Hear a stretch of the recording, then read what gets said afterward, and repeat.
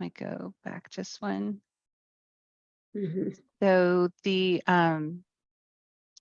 things I was wanting to get across with vision is that there's a fight, flight, and freeze response in the visual system, just like what we are used to with counseling or the polyvagal theory. And what it would present as is a combination between what you might be seeing as the therapist and what the client might be telling you as the person experiencing the brain spotting. So vision being invisible, it's just another way to talk about what they're experiencing. And I find that sometimes talking about what I'm seeing visually is easier than talking about feelings. So I may tell you, it looks blurry way before I'll tell you, my heart is racing, or this reminds me of something scary. So it could be my former profession, but as you know more about vision, you can ask them about it, and people love to tell you about what they see. So the things that would show up when you're in fight or flight would be seeing blurry vision. And I just pulled out this target, and it may be small for you compared to the slide, but can you tell what it is? It's a dolphin, if I give you that clue.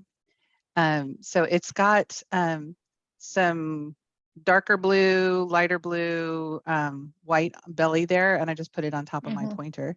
The Oh, blur, what are you noticing? no, I'm sorry. I was looking at the slide and Oh not yeah, looking at, not I'm at going, me, I'm not seeing the dolphin. What is the matter with right? Can you see me now? Or the Yes, dolphin? Okay. yes, yes, I see it Good, now. good. No Sorry. worries. Well, so I was thinking, I can't show you what blurry vision looks like, but I think we've all experienced it. And the light blue, in comparison to the contrast of the dark blue and the white, is sort of blurry. So that might be something where you play with as they're fixating on it. If they're noticing that something feels blurry either in the target, usually it's around the target. Like they'll be telling me that picture in the background is real blurry, or I can't see all of the individual bricks on the wall over here. But as they're cluing into different areas that are blurred, that's just something, again, that tells you that they're in a different part of the brain. The brain spotting deals with both the top cortical executive function, where we're identifying that it's a dolphin, and it's also the subcortical part where you might be getting a little more feedback, blurriness, where I am and where I'm pointing my eyes might be changing. Theoretically, you're pointing your eyes at the target the whole time, but I do think that when a client looks away, looks out the window, looks at something else in your background or their background, that gives you some more information about this fight or flight. So I'll probably use that in one of our demonstrations. David loves to talk about the million-mile stare that comes when we are um, working with someone who's in a state of dissociation or has been through some trauma. That's when the eyes are diverged. So maybe through my glasses it's a little harder to see, but when I look out the window, my two eyes will go farther apart from each other, farther from my nose. And as I look at something close, my eyes will converge here. When we have to converge continuously throughout the day with as much computer work as everyone's doing and we're on our phones, there's something called convergence insufficiency. And so that's this picture of the children, I think in China, who are, they're basically using a bar to push them back so that they don't try to converge their eyes just by getting closer and closer to the target.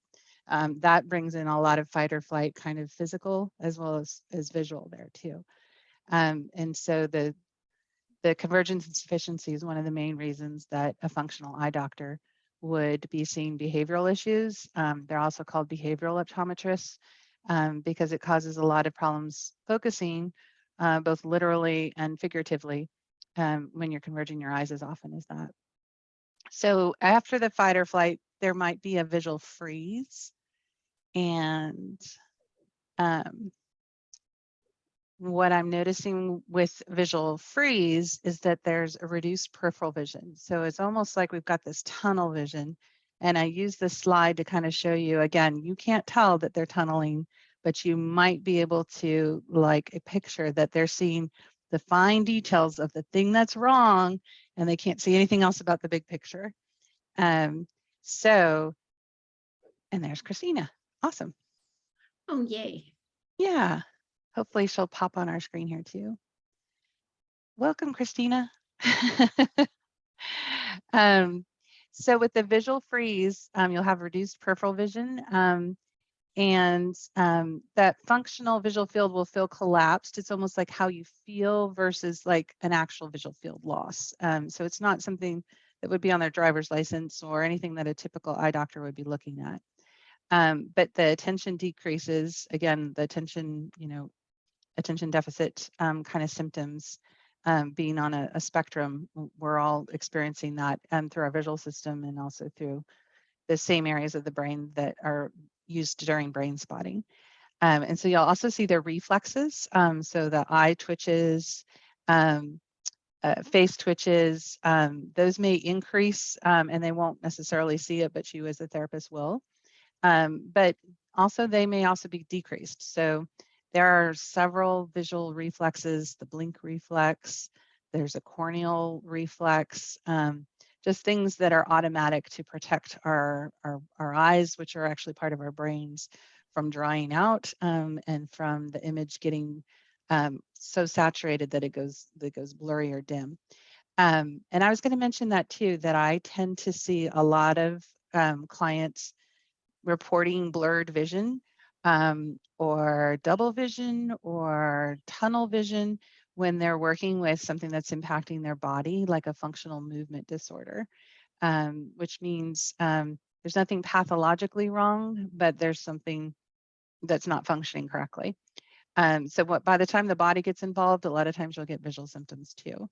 And if you can just normalize that our vision will shift and change, that means we're in the right spot. My theory here is that when you have collapsed to one spot and found that spot of where you look impacting where you feel, what you feel, that's a brain spot. That's probably why brain spotting works so well. So the main slide that will lead right into our demos is, if I can get the slides to move, this Venn diagram. And I actually try not to make you too sick scrolling fast through here. I want to show you one with less words on it. Every time we can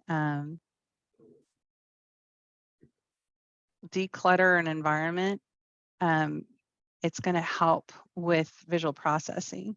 So I just moved that central. Did that move central for all you all as well? Can you see the 4 circles here? Mm-hmm. Thumbs up. Okay. So this post-traumatic clarity that I'm, the body keeps the score and the eyes can open the door.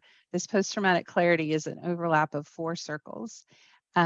What I was going through originally in the talk was it's a combination of where I am, like my body feeling upright and I'm not collapsed.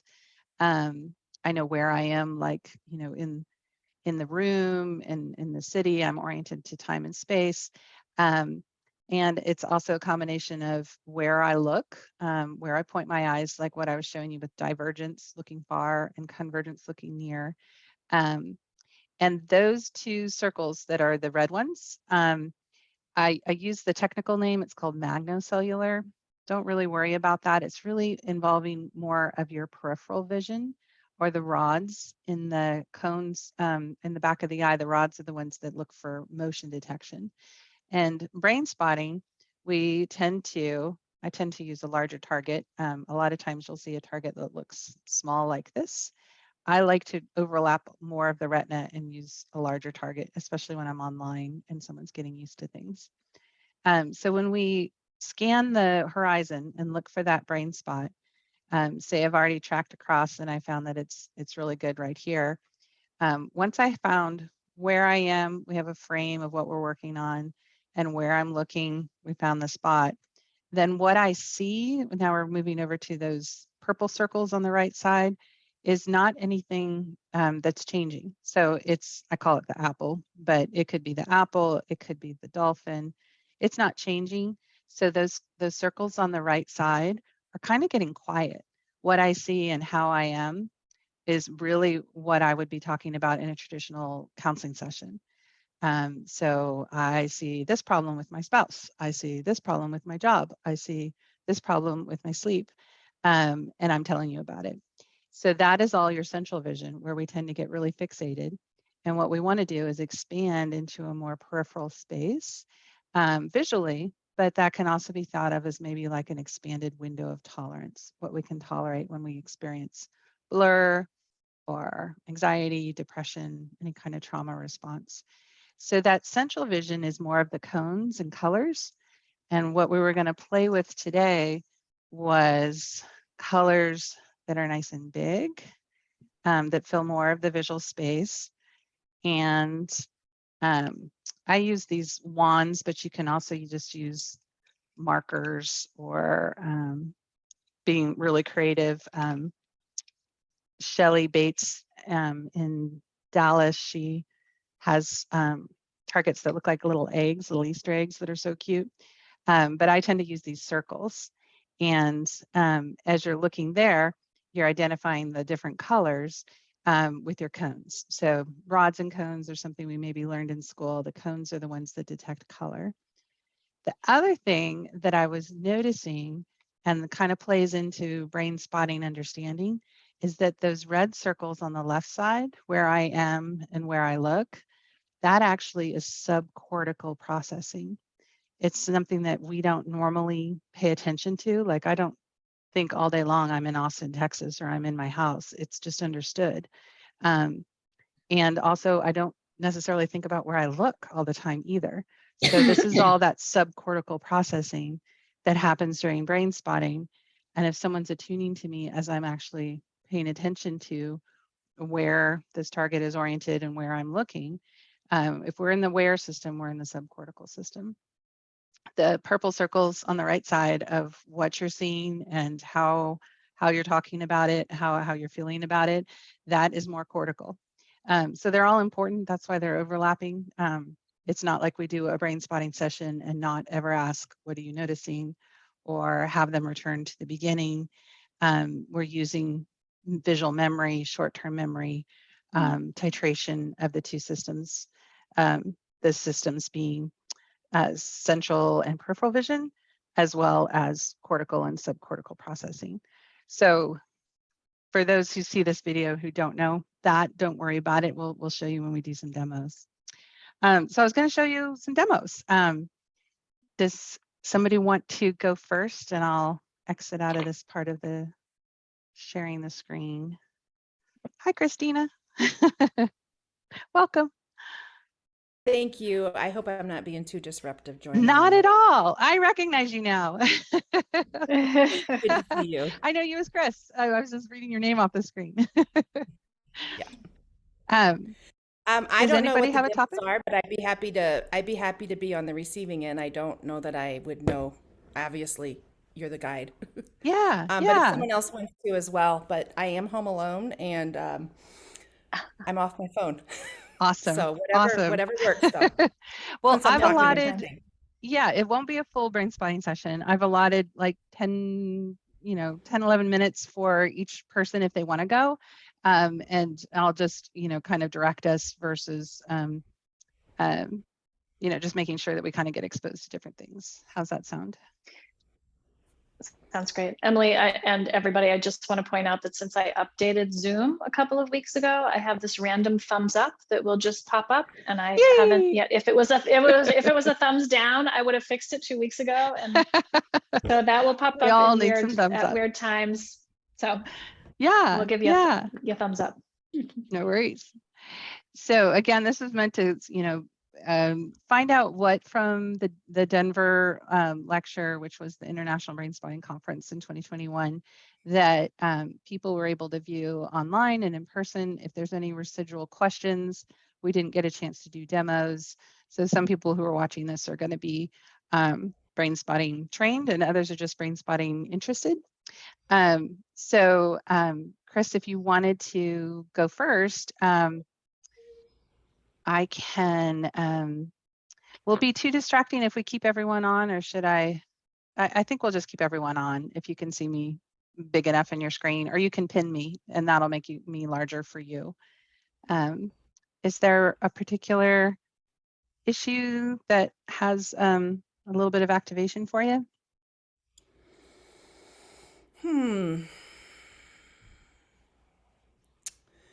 Uh, One thing that's kind of residual that comes to mind regarding the eyes, I think I mentioned to you over the weekend, is that I guess I was born with it, but I had a extreme astigmatism in one eye. So I Right. have a lazy eye. So I don't ever focus on things. And so with both eyes together, like I don't really know what that's like. Um, Mm-hmm. so I know around that there have been times that I've really kind of like questioned like what the hell's wrong with me kind of Yeah. thing. Yeah. I don't know. I mean, like obvious I don't know that that's something that's forthright, but I think it's a like something I'm very aware of. I'm always like, can are they merging together more? Um, and I do feel like through doing some of this brain spotting, something has shifted in a way. Yeah. Um, but I don't know, like they're not, like I can't look at something and not see double Right. if I bring both eyes on, because I Right. just like I'm left eye dominant, but I'm right-handed. Mm-hmm. So that's caused a lot of quirkiness or awkwardness. Yeah. Well, and the Um, positive of that would be ambidextrous and using both hemispheres of the brain. Okay, yeah. Yeah. So I'm noting that how I love how you're reframing. So there are things there that I think are probably, if I was really to go there, there's probably some work to do. And I would love to go there at some Yeah. point. Yeah. Um, so that's something. Um, I did notice I had some anxiousness earlier today. In there. So we get Yeah, away from the couple, but back to you. yeah, yeah. So I kind of can feel it more in like my core, like under my Mm-hmm. bra line a little bit of, um, whew, Yeah. like, am I Yeah. going to be able to give the cognitive partner enough information for him to calm that part of him down and be able to come into his heart a little more? Right. Right. So we've got some duality going on here of Yeah. what you've shared so far about your vision. Mhm. If one eye has astigmatism, just to kind of catch everybody up on that, that means that there's more prescription in one direction on the lens than in the opposite direction. And actually, this might be, I don't want you to lose that activation too much, but I wanted to show a picture here. Let me share my screen of how it was very similar to how you don't know what someone is seeing unless they describe it really well for you. Um, and I'm going to shift us over here again. We were starting with Marianne's grandson's picture. He was born early. And when they give you a lot of oxygen in the NICU, you can have more blood vessels grow into the periphery part of your vision. It can actually cause some astigmatism, which just means that the retina is like a piece of material. It's being kind of pulled more in one direction than it is in another direction. And so his expansiveness in this picture is indicative of probably how he's seeing the world. We may come back to this picture because we kind of started with it as well. But what I did is I also brought up a picture of a little boy who has astigmatism. So his left eye, he actually has more power in this vertical direction. And so he drew the lenses of his glasses the way that he sees them, which is more stretched in the direction of the astigmatism. So it's really quite remarkable how we combine the vision from our left eye and our right eye into one image called a depth perception or a 3D image, let alone two directions in one eye, maybe astigmatism or not in the other eye, and then combine all that into one image. And for me, this may be just, you know, a gift of the professions I've been in. I think that's a lot like working with a couple. You've got Yeah. your big parts, your little parts, their big parts, their little parts, and we're all trying to have an experience here where we come together. So when it's so much in the room or so much in your body, I tend to start with bigger targets. So I'm going to use a bigger target. This is actually just a piece of felt that you can get at like a craft store. And they're just cut into like 4x4 squares. As you're looking at this, Chris, and you're thinking about the anxiety that you had today, maybe anticipating tomorrow, what's this color that's larger doing for you?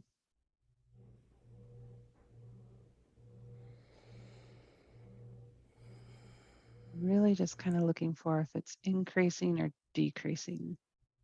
It's not really in my core like it was, but it feels like it's in my face and my eyes. Yeah, Almost like yeah, I put a front on or put a mask on. right. Something to do with like knowing enough Yeah, or yeah. Do I being know enough?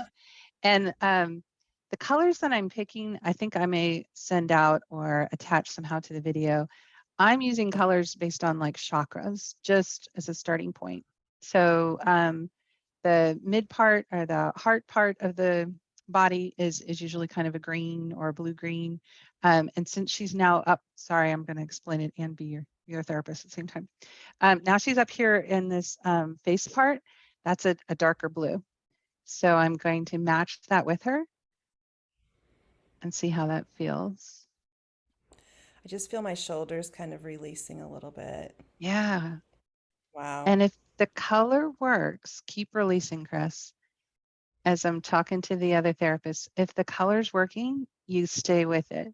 If she had a grimace here, I would drop the color because our nervous system is really good at finding out what's wrong, but not so good at sticking with what's working well because our safety is all about hypervigilance. But our peacefulness, our quality of life, our feeling competent, that's not of any interest to the brain. And the thing with colors, we're still in those purple circles on the right side of what is it, blue, and how is it feeling? How are you experiencing it? Her shoulders might have been releasing, and the more I'm talking, it might have stopped. So I'll check in again with her and see. The shoulders, I didn't even know anything was really there, but I felt them release. And then I felt it kind of the wave come up in my core again. Yeah, Now it kind of went up and now it's like it's just there. And then yeah, I can feel that tension a little bit like the stress mask almost. yeah. So stress mask and the fact that it's dropping into the core, I'm going to go to a different color. And sometimes there may not be a reason. We'll just That trying one out feels like a colors. little like bright to me. Right. So we drop it. The yellow is the gut, and also it can be not really having control. So yellows and reds are like not usually a favorite for brain spotting. And that was one of the slides that we may come back to.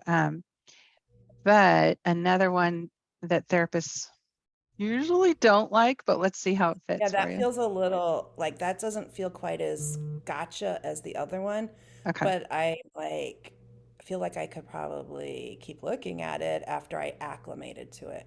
Yeah. So there's some acclimation. So the one that's most comfortable to you was this one. And after we've done colors that don't work as well, sometimes when we return to the one that does work well, we'll get another response. And that's okay. We're in the tail.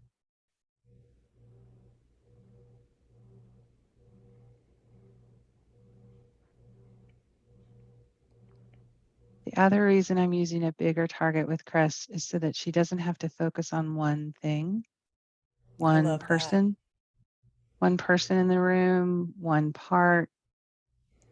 What I first can came up for even me, cover my face so that I'm not something she has to focus on I either. kind of liked your face. Oh, did you? Good. I like your face too. It felt nourishing or supportive. Yeah. And Um, inadvertently, yeah, go ahead, Chris. well, When you first said that I made the target bigger, what came up for me was my vision issues. Mm, yeah. And this might be a place where, do you feel like you want to look with just one eye or another eye?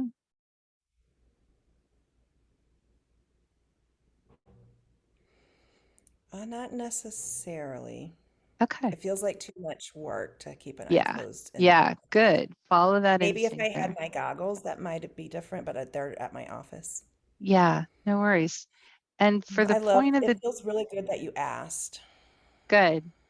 Yeah. So, when we have one eye that's a little different than the other eye, which almost everybody does, and that applies to most body parts, but for vision, um, we want to normalize that one eye might be doing more of the work than the other. And we have a dominant hand and we have a dominant eye. And inadvertently here, I covered one of my eyes, and I'm wondering I if definitely perhaps, noticed.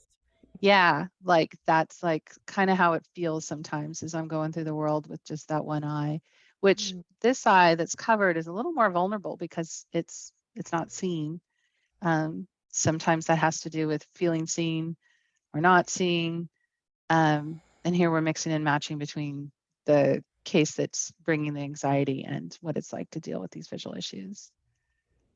And then for this too, you can, as you get kind of towards the end again, bring it back so that it's more the size of something that's smaller. You've got more context in the room here.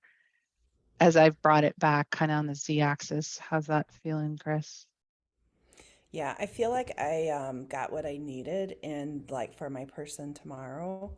Um, I did repair with my client that went into his young part, and he actually had more clarity than what I've ever Mm, heard him say about what age this part is, yeah, which I noted in my mind that I'll take for clinical information when he comes in tomorrow.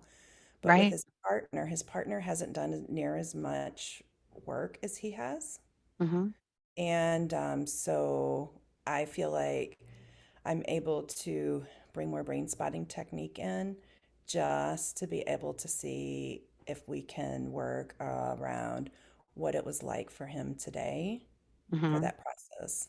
Because he definitely had a look as if maybe he was a little annoyed, but there was a moment, or for quite a bit, for a while, he was actually sitting there that I think he had his eyes closed, and I think he was doing his own processing.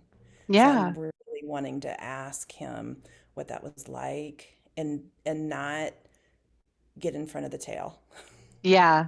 And because just being curious there. it would be easy to do with him because he's so cognitive, Mm-hmm, um, to get caught up in that. yeah. And He's like, even, if you tell me what to do, I'll do it. And I'm right. like, I said, I said that. I said, well, that's a slippery slope for our therapist. And I Mm-hmm. may tell you what to do. We'll see. Yeah, use of humor. Love it. That's what he's Well, coming and back for sometimes tomorrow. I'll keep up the target as well, whether it's one of these felt squares, which I'll hand to them and let them do the tactile with. But same thing with like if I've got someone maybe not cognitive, but who's well into their process and they want to tell me every single thing about it, but I already know that they're ready to brain spot, I'll just go ahead and bring the brain spotting target into the frame of Mhm. the video screen, let it be there in the periphery. And then I'll invite them to look at it and we'll do our traditional inside or outside window. But I think that like right now I'm focusing on my square and my circle, but I can see Chris nodding and I can see Marianne. Um, and so I'm just using this Zoom session as an example that I can expand my peripheral vision while I'm doing central vision processing. And anytime you can use both the central and the peripheral, the cortical and the subcortical at the same time, you're going to get higher levels of integration. So when someone's new to brain spotting or, you know, um, in a small part or regressed in some ways, you're not going to try to do peripheral vision. But I noticed this and thought of it as an example because I'm seeing all the beautiful sunlight in Chris's screen. And that blurriness that's up in the corner might be something people would want to block, but I would maybe even invite some clients might enjoy the clarity of Chris's face, and others might say, I want to go over there to that blurred out sunlight and just let my eyes be there. Mm. What's that bringing up for you? Or is that feeling okay, Chris? I had no idea what I looked like. I knew when I sat down that the sun was like, I knew my face, like I could see that it wasn't visible. And I like leaned back, and actually that's more comfortable on my couch for Yeah. me. And then I went totally into your process or what Yeah. you were guiding me through. And I had no idea what was going on. And then when you were talking about the peripheral, however you say that, Yeah. I did kind of try to take all of you to the side in, but that's my astigmatism eye. Right. So it like for me to see who was over there, I had to purposefully look that way Right. to get a feel. And But I did that's notice my orienting. left, like my Hmm. couch, like the sun is shining through, and like I was very like, oh yeah, I can take all that in because that's Yeah. my dominant eye. Right. Right. And so like again, that's part of what we're normalizing is everyone's got a dominant and a non-dominant by default eye.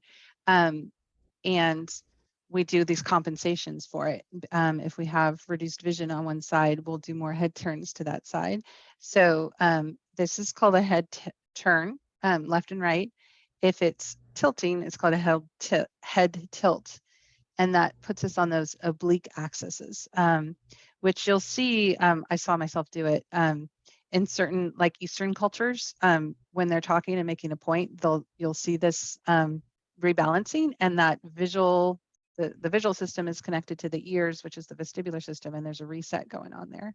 And you'll see a lot of that when someone's working with a dominant or non-dominant eye. Um, Again, it's just like what I was saying originally, like those where am I and where am I looking circles are something that most people don't have to think about.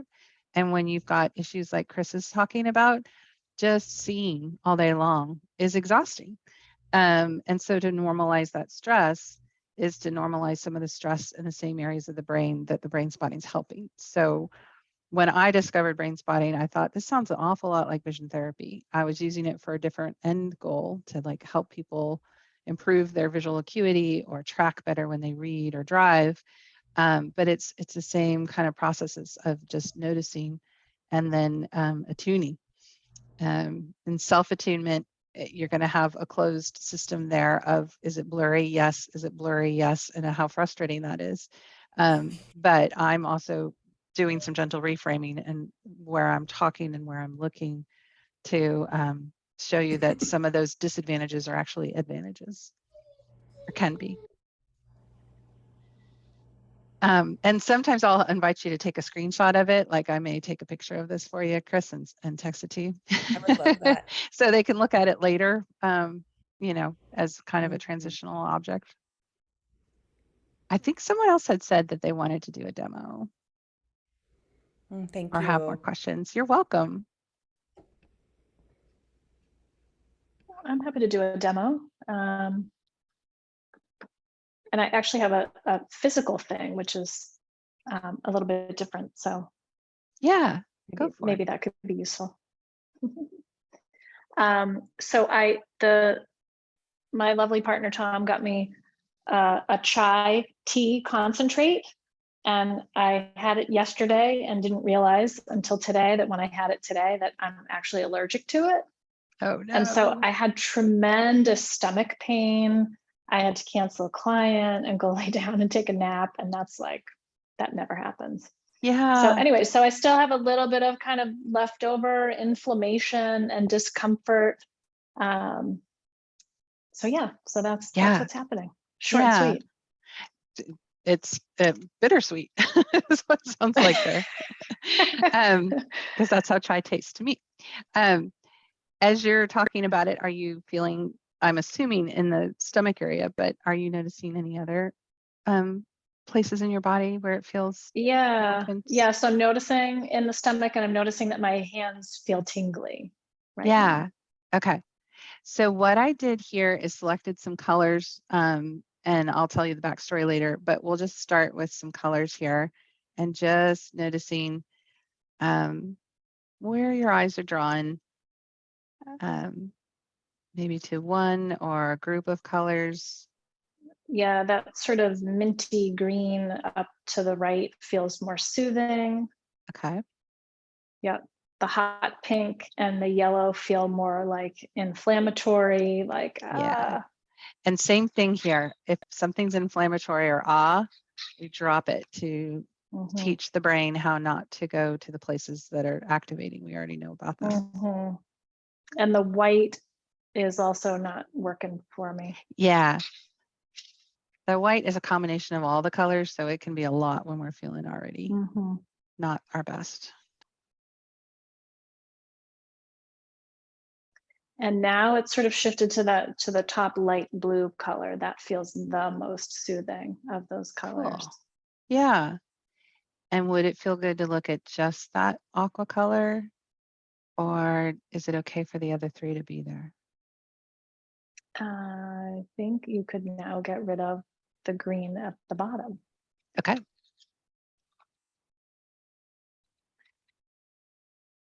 And those feel good. That's really Cool. fascinating. Yeah. And I find with colors, it's less about where it's positioned and more about just, Jen's already in the process.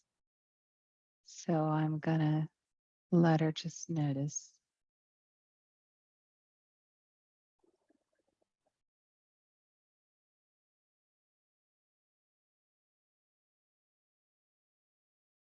Yeah, my body feels more relaxed, kind of like what Chris said, like, oh, she didn't realize she was holding tension in the shoulders. My stomach's like a little softer. Yeah.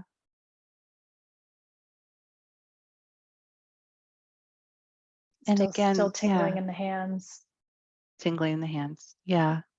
And this aqua color that's on top is kind of the neck, shoulders, hands when you look at a chakra color, colors of the body. Do those darker colors on the bottom feel okay? Nice yawn. They feel Elise. okay. Yeah, they feel Yeah. okay. And I love those colors. And that's also not where my main focus is, but obviously I can still see them. Yeah. So at that point too, you could also go with your gut. You can continue on this. I'm aware that I don't want to activate too much, but I can actually do a little rotation when they're like this. And that can sometimes, this is like orienting the eyes, but as I did that little quarter turn, how was that for you? Little burp. Yeah. Something's coming up. Yeah. And then you can continue to twist here too.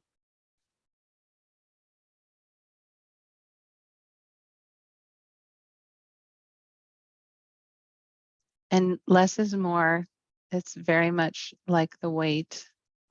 I wouldn't normally be talking this much.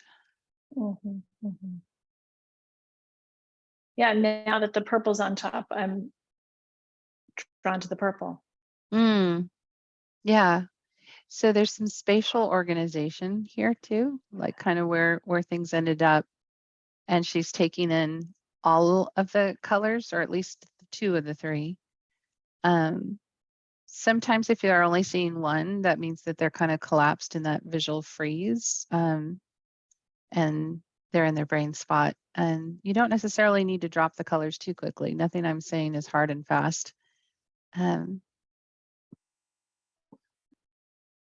Yeah. And sometimes I'll just start with one color and add colors as she tells me more. Because as you add more colors, you're going to build more of a target, a bigger target, which means you're getting more into the periphery. I'm interested to see like what would some of those colors that felt like too much, what would that be like now that my body's kind of processed some stuff and released a little bit? And so I can bring them in and I can bring them like close or even touching, not necessarily even wrapped into the mix. It feels significantly different, the hot pink. It doesn't feel like it's too much. Yeah. And it'll feel different too. This is a little bit like astigmatism. If you bring it in on the other side. So right now in my screen, at least, it's on the right side, which means it's going into the left parts of each eye, which is going into the right part of the brain. There are no rights and wrongs, but like lefts and rights.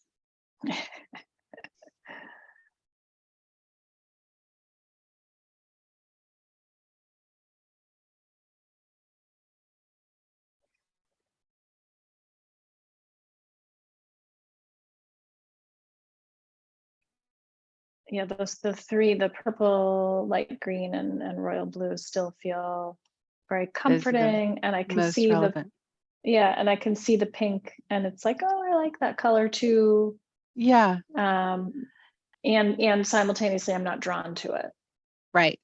And that's part of this too, is once you start playing with colors, initially you're going to be working from any previous associations we have with the color, our favorite color or the color of the car we were in when we had an accident. So people will have preconceived notions. Even marketing campaigns use different colors for different reasons. But that's also why I was veering away from yellows and reds, anything that would activate the lower part of the body or the sympathetic nervous system. So I'm going to set this aside for you, Jen, if it feels okay. And I'll also send you a picture. Yep. This is Chris's and this is Jen's. I can show you the slides about colors. We've kind of worked more on colors. The blur part is just, I think really the take home message is don't be afraid of the blur, because the clients will be alarmed. Like, why is my vision blurry? Is it going to stay that way? And it's alarming to the therapist as well. It's really just another feedback loop that you're safe enough to be feeling a different part of the brain.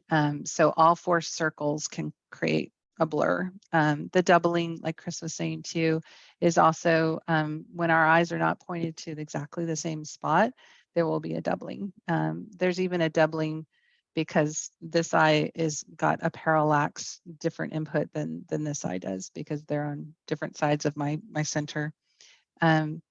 So again, it's not to get too into the weeds about the visual part, but to use those tools as another way to say, hey, I think you might be feeling this.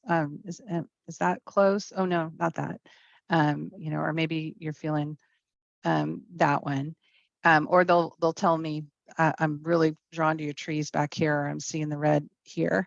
And again, it's just using the environment to communicate and attune. I think we have time for another demo. Yeah, go for it, Marianne. So I noticed while you've been talking, I've been feeling activation in my chest. And I've been working with in the last while. I have a young part who's quite frozen and stuck, and I feel that in my thighs, and so that's also activated. Yeah. So there may be something that could shift that a little bit. Yeah, absolutely. My feeling there is to show you like a larger target, this one that I'm calling the apple wand. Can you see it okay there? Yeah. Mm-hmm.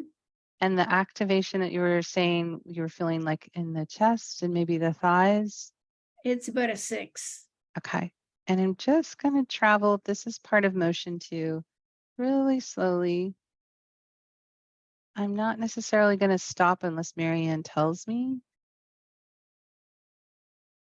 And we're just noticing if there's a spot that's maybe lower than a 6 for this purpose. It feels less as you move in this direction. I can feel it softening. Yeah, good. And if we go past the softening to where it feels different again, let me know and we can back up.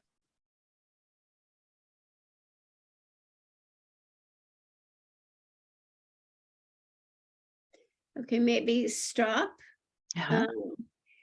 this is remaining the same, but my mouth is getting really dry. So it's starting to get activating again. Yeah, good, good.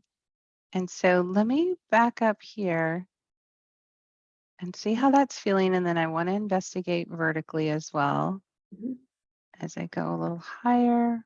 mhm. Yeah, that feels a little better being up. Yeah. And let's just hang out here a little bit and see what else you notice.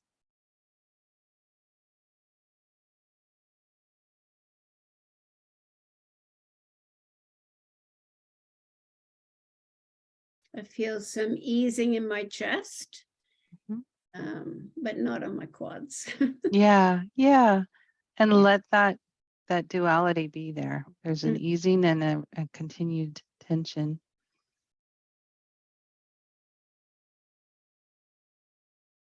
And what sometimes is helpful is the apple itself is kind of a darker red and the stick is a brighter red.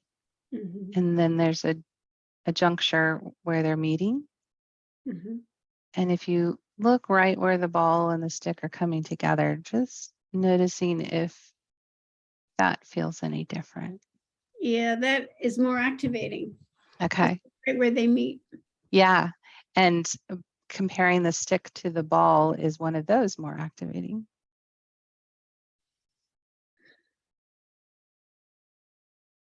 Well, as you say that, I sort of take I sit back a little bit, and that's less activating.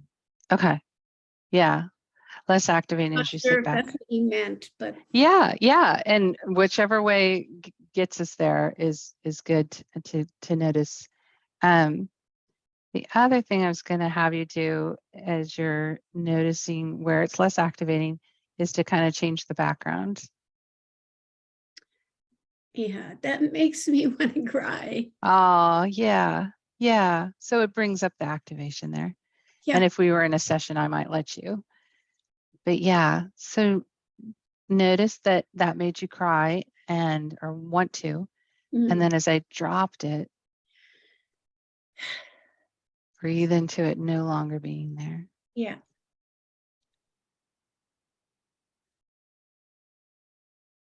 Yeah, things have settled down again. Good, good.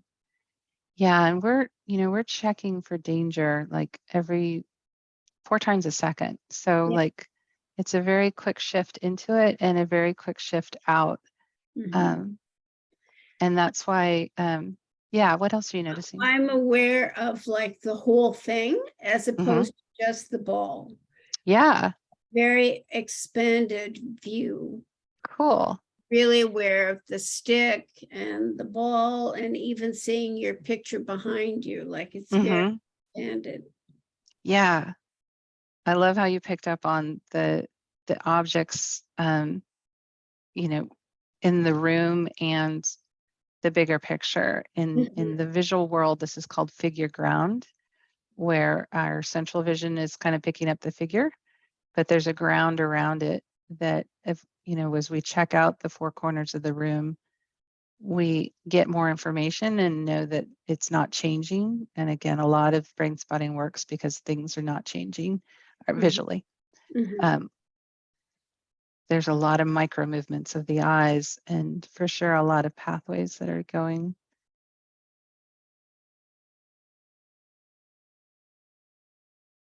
And I also just curious if are you still at a 6? Are you feeling pretty okay here? It's gone down. Okay. Yeah, it's gone down quite a bit. This will be the optometrist in me. Is it better here with the apple? This is number 1. Or if I rotate it back to maybe a traditional pointer here at number 2. Mhm. And I can show you one again. Mhm. Would you like to see the apple? Yes, see that. I'd Yeah. like to see the apple again. And again, this is just for demo purposes. I don't think I'd do all this changing for one client in one session. I think I prefer the apple. I have no Mhm. idea why. Yeah. And there's something about it that you can tell there's the texture of it, that it's a wooden sphere. I kind of like it because it's bigger on the screen and it feels more of the retina. So I like that visually, but it's got some I can tactile. see it's more, I can see all of it and I can see around it. So somehow that feels better than a Mhm. teeny little point. Yeah. And I hadn't noticed it before too, but both the colors that I used and this apple are all circles, and the symmetry of a circle can be kind of soothing for people too.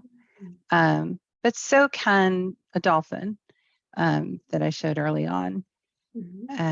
This would be the point where people will tell me they see something inside the circle, like when you see the man in the moon, or you'll the one today that I loved was she saw C3PO in the wooden apple. And for me, that's the what is it circle. That means they're coming back online into their cortex and they're making up meaning for the still object. Is there a white line dividing the ball like this way?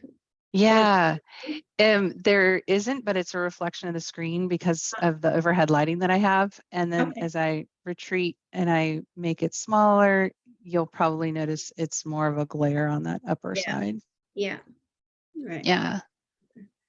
So part of it is just like playing with our central and peripheral vision, knowing that there's kind of different pathways that bring us to that overlap in the middle, which is like feeling less activation and more regulated.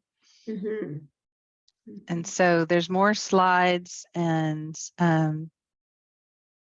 you know, times we could get together and talk, but I want to be respectful of everyone's time today. I just wanted to show a few things left over from the conference, but evolved in the last year as well. Any other questions coming up for everybody? Or activation for the the demos? I don't want to leave anyone feeling still a little unraveled. Jen, I'm just wondering about you because I know I think you also wanted to do a demo. It's okay. But I do have some questions. Yeah. You know, you have these beautiful felt pieces, right? You have a bunch of different colors. I do. I have a whole stack. And so you have a whole stack of colors, right? And a lot of those, well, that's more than the chakra colors, but they're all in between. True. And you also have a whole stack of, is it markers or what is it that you? They are basically markers. Sometimes I'll hold them up this direction. These are from within vision therapy. There's lots of different targets that we use, and so sometimes I'm holding it vertical, other times oblique, other times I'm showing the circle.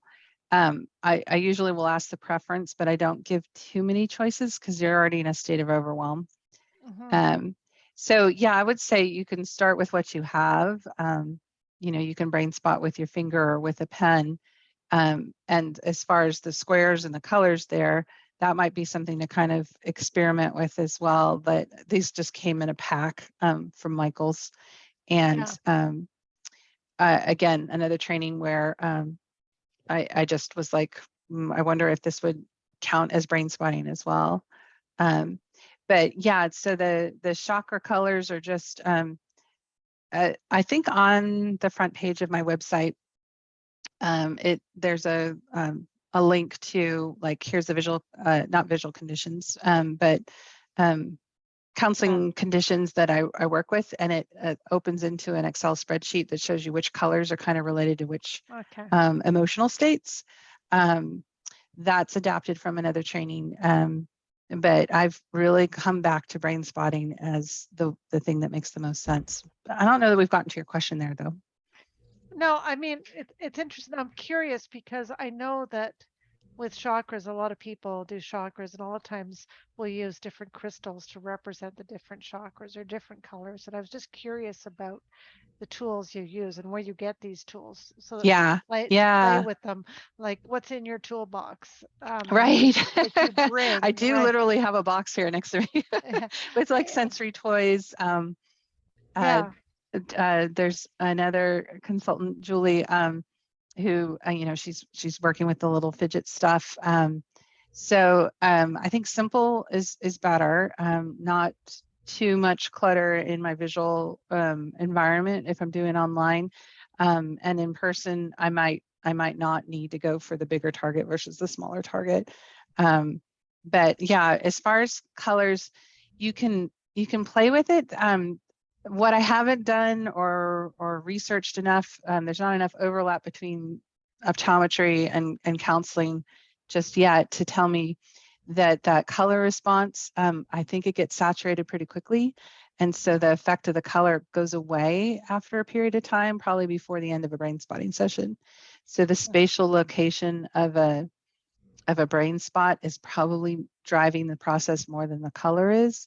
And yet sometimes the color is just a diagnostic for me to say, we're on the right track. Like, I think you're feeling this color. Is that right? Or they can tell me and get some choices. So, this is where I'm intuitively like, I know what I do, but I don't know why. And oftentimes I have no idea why. I'm just following the client.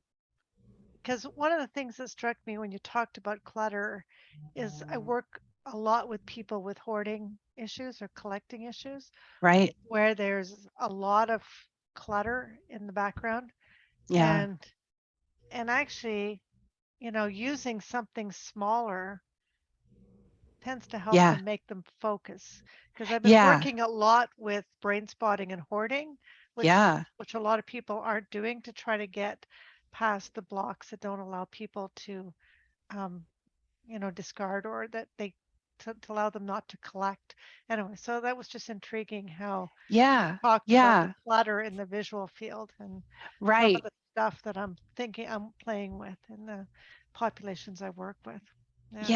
And that makes sense to me that if I'm wired, you know, for a bigger a lot more going on in my visual field and a lot more chaos, or you know, the feelings that might come along with hoarding, I might, you know, teach me to use those purple circles of zeroing in on something. Tell me what is this, and how am I feeling about this little part of it, making it more manageable, like bite size. And again, it just the research on that as far as the talk. That was the part where you saw little snowflakes coming down, and some people really loved it and others didn't. So you just kind of see how they react to the different visual stimuli and do more of what feels good. Yeah, exactly. Yeah, no, I'm just curious. No, very interesting. Just some thoughts that I was thinking about as you were talking in terms of color, because I know certain people have power colors that when they focus on them, they feel more empowered. Right. So okay, go buy an orange shirt if that's what makes you feel empowered, right? Yeah. You know, that type of stuff. So it's interesting. Very interesting. It is. There's so much more to know about color that I'm going to have to work on a training for that, because when you're looking through the color like a sunglass, that's a different way of perceiving the color than looking at it when it's being reflected off of an object. So there's so much to know here. Yeah, it's fascinating. My dad was an artist, so I came to colors honestly. So I love it. I love it. Yeah. Well, thank you all for letting me play. This has been a great brain spotting play date. And let me know if you have follow-up questions. You know, if we can use this video to teach people a little bit of how we're doing it in our day-to-day lives, our day-to-day, you know, client interactions. That's kind of our goal. I'm doing this one tonight with y'all, and then there's one that's going to be October 7th that Stacy and I and other consultants are going to do a longer extended, just, you know, outside of the training, outside of brain spotting on fellow therapists. What does it look like? So yeah, it's just easier to show people what brain spotting looks like than to tell them. And so we're just trying to lean into the visual part of it. Cool. Excellent. All right. Well, thank you all so much. Please keep in touch. More questions are going to pop up, and I want to hear them. Yeah, thank you very much. You're welcome. Thank you so much. You're welcome. See y'all next time. Okay. Bye. Can I just ask before we close off, do you guys want to have a little bit more time to talk together with Emily? Logging leaving? off. Yeah. I can give us a Zoom link to do that if you want, or no, you're good. That's all for tonight. Well, Totally. why don't we chat a bit and pick our next night? Pick our Yes, date. yeah, we have to do that. Yeah, that's good. Okay. So, Okay. I mean, so if Emily, you're host, you could give Marianne the host seat. Are you able to do Ooh, that? I And don't then- know. Someone can and then- talk me through it. I'll try. And then we don't have to, I don't know how to make her a host. I know you can do it. I don't know how. And then you don't have to log out and log back in.